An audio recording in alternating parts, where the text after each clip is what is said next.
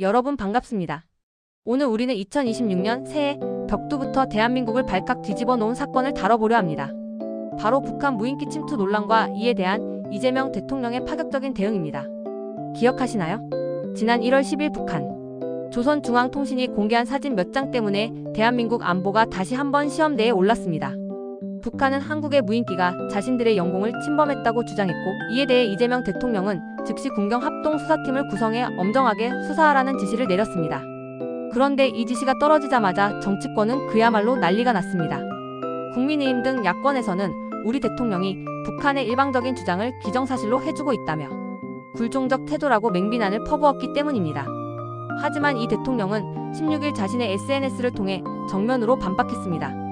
별 이유도 없이 전쟁을 불사하는 것은 잘못된 태도다. 평화가 곧 경제이고 최고의 안보다라고 말이죠. 과연 이 대통령의 이런 행보가 치밀한 전략적 계산인지, 아니면 야당의 주장대로 안보 무능의 소치인지 오늘 영상에서 그 내막을 아주 자세하게 파헤쳐 보겠습니다. 1. 정체불명의 드론, 중국산 타이탄 2160의 정체. 가장 먼저 팩트체크를 해봐야 할 것은 북한이 공개한 그 무인기의 실체입니다. 북한은 인천 강화군 일대에서 이륙한 무인기가 개성과 평산 일대까지 침투했다고 주장하며 잔해 사진을 공개했습니다.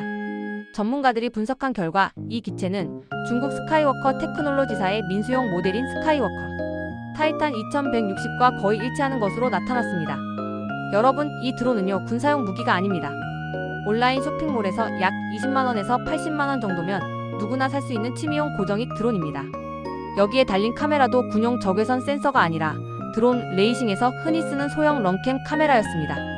고도 수백 미터만 올라가도 표적 식별이 거의 불가능한 수준이죠. 우리 국방부 역시 우리 군이 보유하거나 운용하는 기종이 아니다라고 즉각 부인했습니다. 여기서 한 가지 의문이 생깁니다. 이런 민간용 장난감 수준의 드론이 어떻게 군사 분계선을 넘어 북한 내륙 150km 이상을 비행할 수 있었느냐는 겁니다. 만약 실제로 민간 단체가 보낸 것이라면 우리 군은 남쪽에서 북쪽으로 나가는 기체를 전혀 탐지하지 못했다는 소리가 됩니다. 2022년 북한 무인기가 용산까지 들어왔을 때 우리 군이 100여 발을 사격하고도 못 잡았던 기억이 떠오르는 대목입니다. 우리 방공망에 구멍이 뚫려 있다는 비판이 나올 수밖에 없는 상황이죠. 이 정전협정 위반 논란과 유엔사의 입장.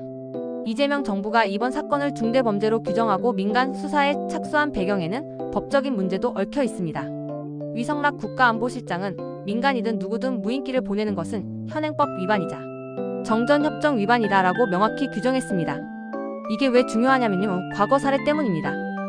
2023년 1월 북한 무인기가 침범했을 때 당시 정부는 자위권 차원에서 우리 무인기를 북으로 보낸 적이 있습니다. 그때 유엔군 사령부는 남북 양측 모두 정전협정을 위반했다고 발표했습니다. 즉, 우리가 도발을 당했어도 똑같이 무인기를 보내는 건 국제법상 정당성을 인정받기 어렵다는 판단이 이미 내려져 있다는 거죠. 이재명 대통령은 취임 전부터 한반도 평화 프로세스의 복원을 강조해 왔습니다. 그래서 취임 직후 대북 확성기 방송을 중지하고 대북 전단 살포를 자제해달라고 요청하는 등 선제적인 긴장 완화 조치를 취했죠. 이번에도 마찬가지입니다. 북한이 무인기 사건을 빌미로 도발 수위를 높이려 하자 이 대통령은 우리가 도발 의도가 없음을 명확히 하고 내부 단속에 나선 겁니다. 실제로 김여정 부부장은 한국 정부의 조심스러운 태도에 대해 연명을 위한 현명한 선택이라며 유례없이 부드러운 반응을 보였습니다.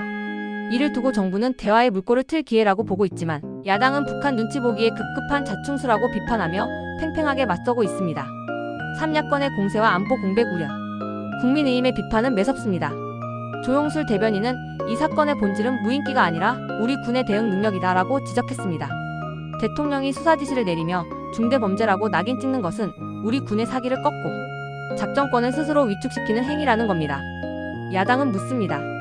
북한은 민간 드론도 탐지해서 격추했는데 우리 군은 왜 우리 땅에서 나가는 드론조차 모르고 있었느냐는 거죠. 만약 그 드론에 카메라가 아니라 위험한 물질이 실려 있었다면 어떻게 됐겠냐는 겁니다.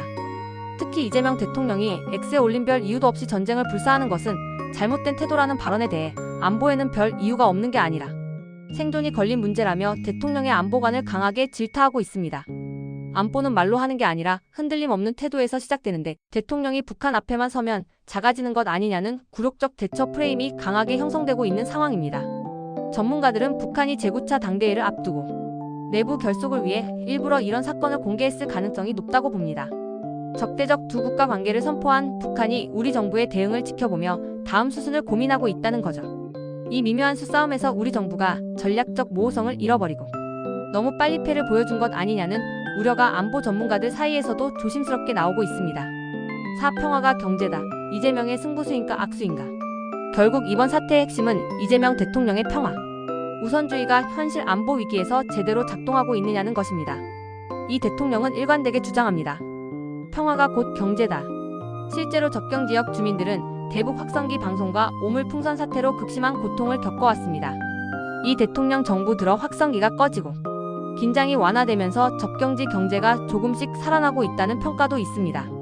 또한 한반도의 지정학적 리스크가 관리되어야 외국인 투자도 활발해진다는 것이 정부의 논리입니다. 하지만 안보에는 공짜가 없다는 반론도 만만치 않습니다. 북한은 여전히 핵과 미사일 능력을 고도화하고 있고 우리 방공망은 민간용 드론 하나 제대로 걸러내지 못하는 허점을 보였습니다. 이 대통령의 유화책이 북한의 도발을 멈추는 것이 아니라 오히려 우리를 만만하게 보게 만드는 시그널을 줄 수 있다는 지적입니다. 위성락 안보실장은 차분하고 담담하게 대응해야 한다고 말합니다. 정전협정 체제를 유지하면서도 비군사적인 대안으로 북한의 회색지대 전략에 대응하겠다는 거죠. 하지만 국민이 느끼는 불안감은 실제합니다. 서울 상공이 뚫렸는데 대통령이 별것 아니라는 식의 반응을 보였다는 보도는 여론을 들끓게 하기에 충분했습니다. 정치와 경제 그리고 안보. 이 세 마리 토끼를 다 잡으려는 이재명 정부의 무인기 수사 지시는 과연 남북 관계의 새로운 전환점이 될까요? 아니면 우리 안보의 근간을 흔드는 위험한 도박이 될까요? 분명한 것은 이번 재판과 수사 결과에 따라 한반도의 봄이 오느냐 아니면 더 깊은 겨울로 가느냐가 결정될 것이라는 점입니다. 마무리. 오늘 우리는 이재명 대통령의 무인기 대응 논란을 심층적으로 짚어봤습니다. 평화가 최선이라는 정부의 입장과 안보의 허점이 우려된다는 야당의 비판 사이에서 여러분은 어떤 생각이 드시나요? 가장 중요한 것은 국민의 생명과 안전을 지키는데 소홀함이 없어야 한다는 점일 것입니다. 앞으로 진행될 국경 합동 수사 결과 대북 관계의 변화를 저희 채널이 가장 빠르고 정확하게 전달해 드리겠습니다. 오늘 영상이 유익하셨다면 구독과 좋아요 부탁드려요.